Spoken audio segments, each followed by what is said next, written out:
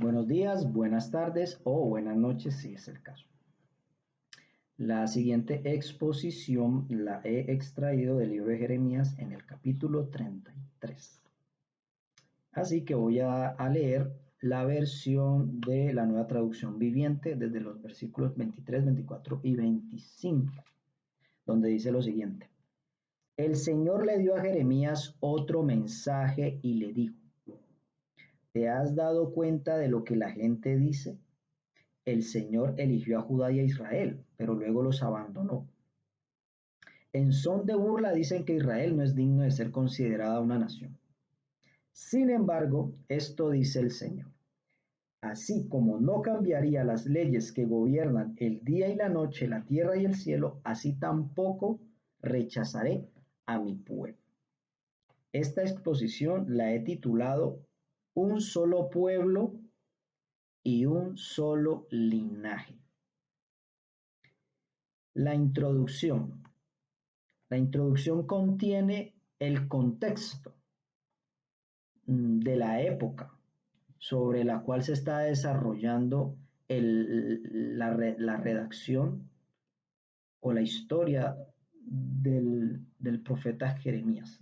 Así que alrededor del año 588 antes de Cristo, el imperio de Babilonia,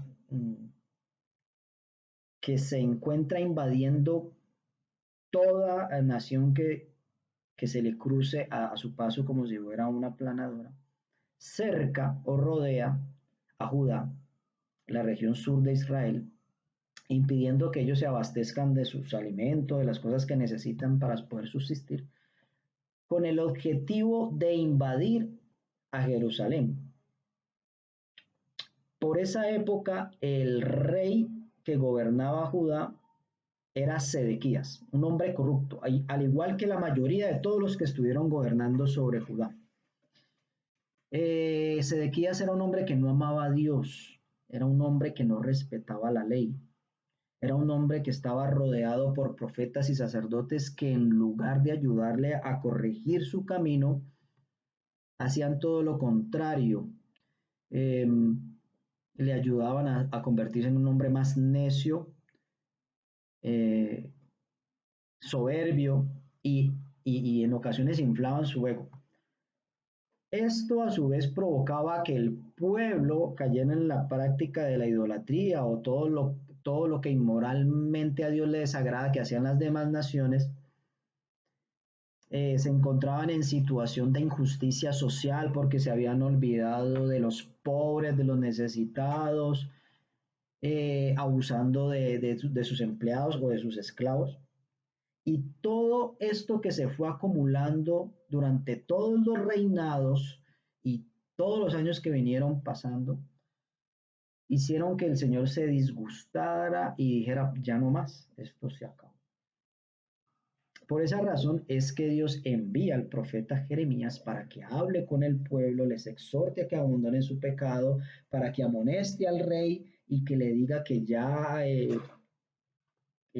no siga por el mismo camino, porque de seguir así, él iba a permitir que entonces ese plan de conquista que estaba desarrollando Babilonia se llevara a cabo en Jerusalén.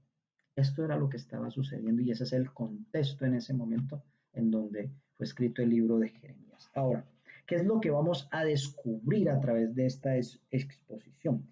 Lo que vamos a descubrir es que Dios, una vez más y por medio de esta oscura y triste historia que está viviendo Israel, quiere preservar dos cosas. Quiere preservar dos cosas. La primera, Dios quiere preservar a su pueblo y eso siempre lo hemos sabido.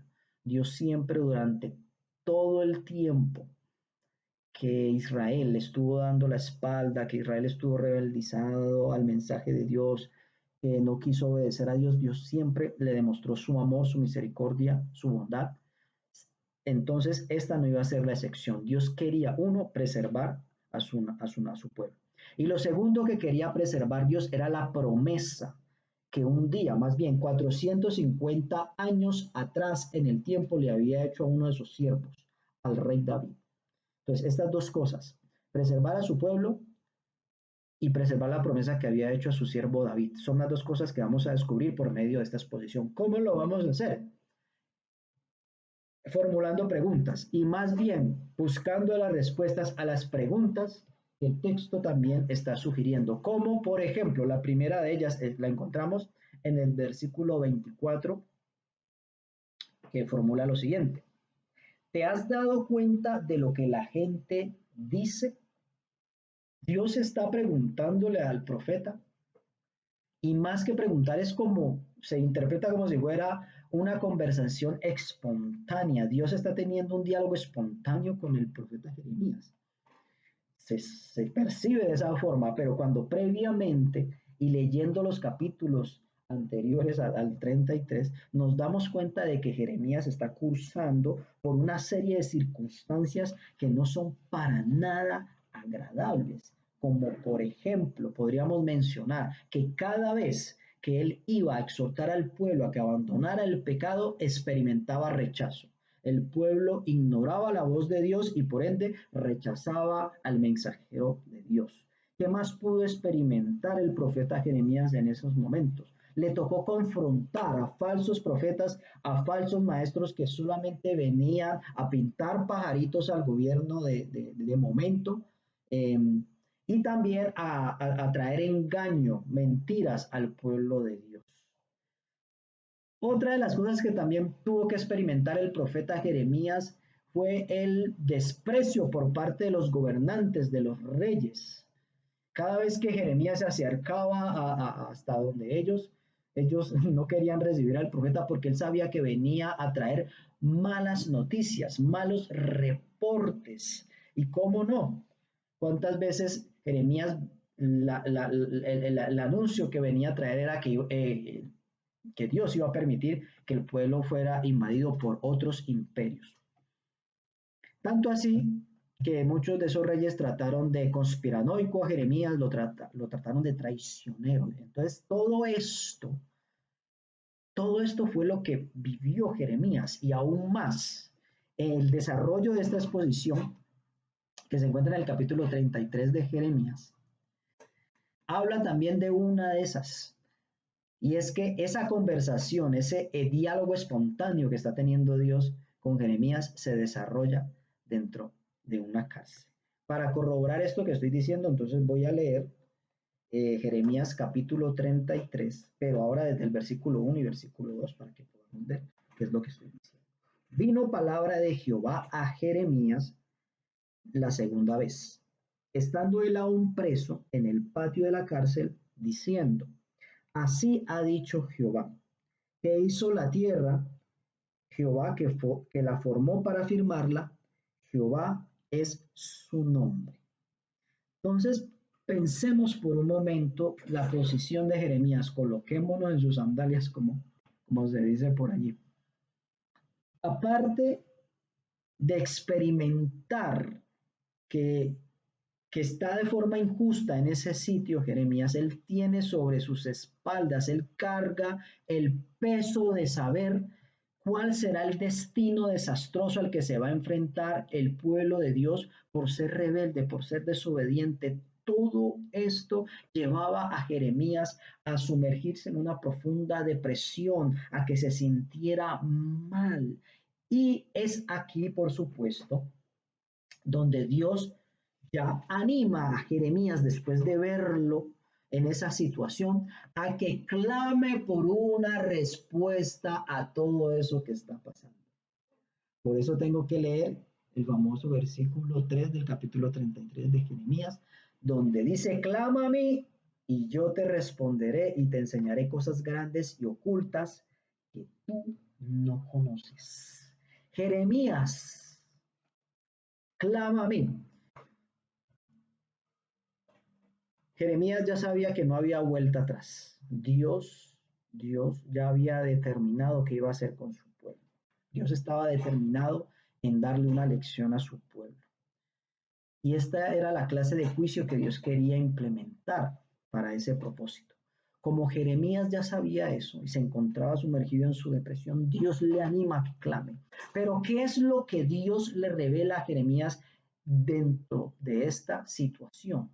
Y es que el plan de Dios iba mucho más allá solamente de salvar a su pueblo, que era lo que se quería en ese momento, que se le librara de la amenaza de que Babilonia quisiera conquistarle. Dios iba mucho más allá de salvar a su pueblo. Dios lo que quería era que Jeremías entendiera que su plan era que toda la humanidad alrededor del mundo se convirtiera en una sola nación constituida por reyes y sacerdotes. Esa era la respuesta que debería de traer consuelo a Jeremías. Dios quería preservar a su pueblo. Y esa es la primera cosa que mencionamos en la introducción que queríamos descubrir a través de esta exposición. Dios siempre quiere preservar a su pueblo, a pesar de que le haya dado la espalda, a pesar de que haya ignorado su mensaje, a pesar de que haya despreciado al mensajero de Dios. Dios siempre ha dado muestras de gracia, muestras de misericordia, muestras de bondad hacia su pueblo. Entonces, aquí ya estamos descubriendo la primera, pero no hemos respondido la pregunta, ¿qué era lo que hablaba la gente?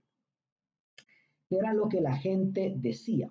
Y ahí mismo en el versículo 24 encontramos la respuesta. La gente lo que decía era esto, el Señor eligió a Judá y a Israel, pero luego los abandonó. Posiblemente las naciones alrededor de Judá ya tenían un juicio de lo que estaba sucediendo en ese momento. Y ya habían dado por sentado al ver la situación. Dios no pudo con Judá, la abandonó. Es cierto que eligió a Israel, es cierto que eligió a Judá, pero Dios ya no pudo más. Las naciones alrededor, las gentes, daban a Israel por exterminada de la faz de la tierra. Por esa razón decían que ya Israel ya iba a dejar de ser una nación. Pero no, desacreditar a Dios de esa forma también era ignorar que fue el pueblo el que invalidó su parte en el pacto con Dios. Pero ¿cuál pacto? Esto era lo que ignoraban las demás personas. ¿Cuál pacto? El pacto que un día, o más bien 450 años atrás en el tiempo, Dios le había hecho a un hombre, una promesa al rey David. Y para saber qué tipo de promesa le hizo David, Dios a David, tenemos que leer un poco más adelante en la Biblia, en el segundo libro del profeta Samuel, en el capítulo 7, versículos del 12 al 16, lo que Dios le prometió al rey David. Voy a leerlo otra vez en la versión Reina Valera. Dice así: y cuando tus días sean cumplidos y duermas con tus padres, yo levantaré después de ti a uno de tu linaje, el cual procederá de tus entrañas, y afirmaré su reino. Él edificará casa a mi nombre, y yo afirmaré para siempre el trono de su reino.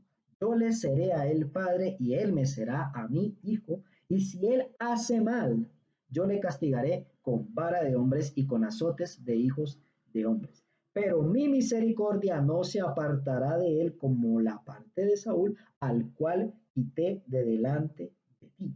Y será afirmada tu casa y tu reino para siempre delante de tu rostro, y tu trono será estable eternamente. Esa es la promesa, la voy a volver a repetir en el versículo 16. Y será afirmada tu casa y tu reino para siempre delante de tu rostro, y tu trono será estable eternamente. ¿Qué estaba prometiéndole Dios a David?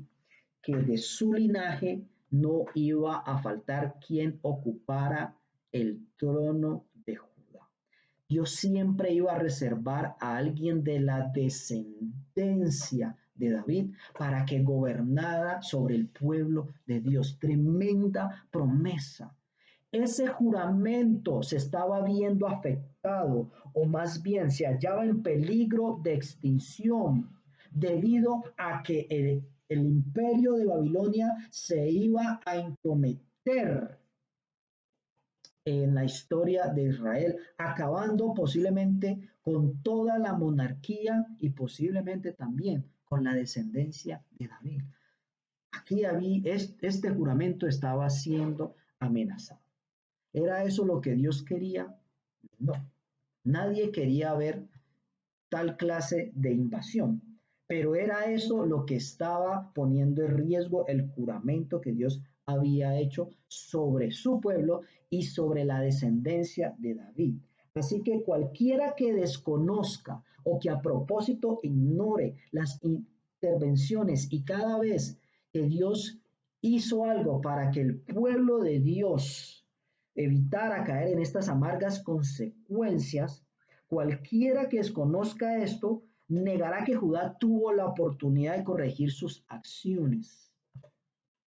Por eso para las personas, para las naciones alrededor era muy fácil decir, ya Dios no pudo con esto, Israel va a dejar de existir. Y aquí descubrimos entonces eh, la segunda cosa que Dios quiere preservar a través de esta exposición. La primera fue preservar a su pueblo como siempre lo ha hecho, y la segunda, preservar el cumplimiento de esa promesa que Dios había hecho a su siervo, el rey David. Dios no iba a faltar a esa promesa, pero el pueblo indefinidas veces siempre faltó a este pacto. Todo este castigo o este juicio que Dios estaba llevando a cabo sobre su pueblo era con el fin de que ellos aprendieran una lección. Así que aquí ya encontramos las dos cosas. Vamos a ver qué más encontramos en el texto que siga corroborando lo que estoy sosteniendo a través de esta exposición. Vamos a seguir leyendo que Dios trae esperanza y que trae consuelo a su pueblo. ¿En dónde? Leamos, o voy a leerles más bien, en el versículo 25, la siguiente afirmación de Dios para su pueblo. Así como no cambiaría las leyes que gobiernan el día y la noche, la tierra y el cielo, así tampoco rechazaré a mi pueblo. Dios continúa afirmando esas dos cosas. Seguir preservando su pueblo y seguir afirmando que el del linaje de David nunca faltaría alguien que ocupara el trono que gobernara a Judá. Esta clase de rechazo significa que Dios no está faltando a su parte en el pacto, cosa que sí hizo el pueblo de Judá. Así que el pueblo Así el pueblo le hubiera estado dando la espalda a Dios repetidas veces. Dios coloca sobre la mesa de negociación las leyes de la naturaleza, como un depósito o como una garantía. Esto iba a imposibilitar que Dios se pueda retractar de la oportunidad de ser fiel a su promesa y de ser misericordioso con su pueblo. Ya con esto nos damos cuenta entonces de que Dios va a sostener su palabra hasta el fin, y eso es algo que nosotros también hemos comprobado siempre. Bueno, por último entonces llegamos a la conclusión. La conclusión voy a tratar de leerla después de haber desarrollado eh, las preguntas y entender que Dios quiere preservar estas dos cosas para su pueblo. Preservar la existencia de su pueblo y preservar que siempre haya alguien del linaje de David ocupando el trono del gobierno de su pueblo. Conclusión, voy a leer. Babilonia invade a Jerusalén, y eso lo podemos leer en el capítulo 39 de Jeremías.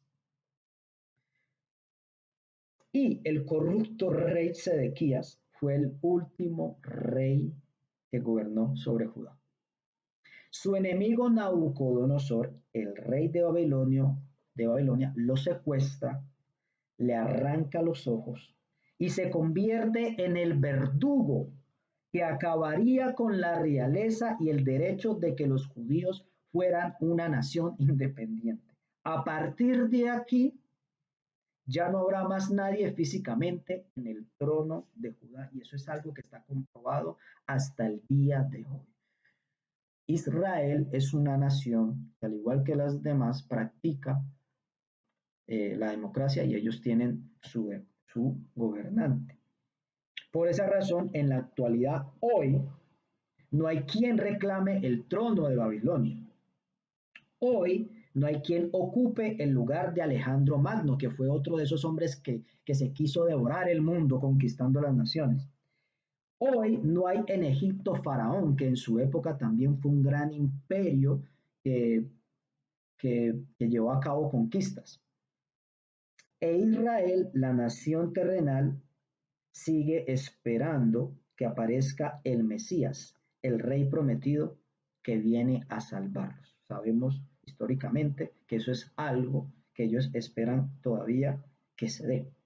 En cambio, para la Israel espiritual, que somos aquellos que hemos nacido del Espíritu, Dios se reservó a su Hijo, el Rey del más alto linaje, para que gobierne con justicia sobre el trono, pero no de una sola nación, sino de todo el universo, como lo dice la Escritura. De esta manera se cumple la promesa de que un descendiente del rey David ocupe su trono. En su primera venida Jesús anunció: el reino de los cielos se ha acercado. Y hoy todos aquellos que decidimos que Él sea nuestro rey, somos hechos pueblo de Dios como reyes y sacerdotes. Esta fue mi exposición, así que muchas gracias.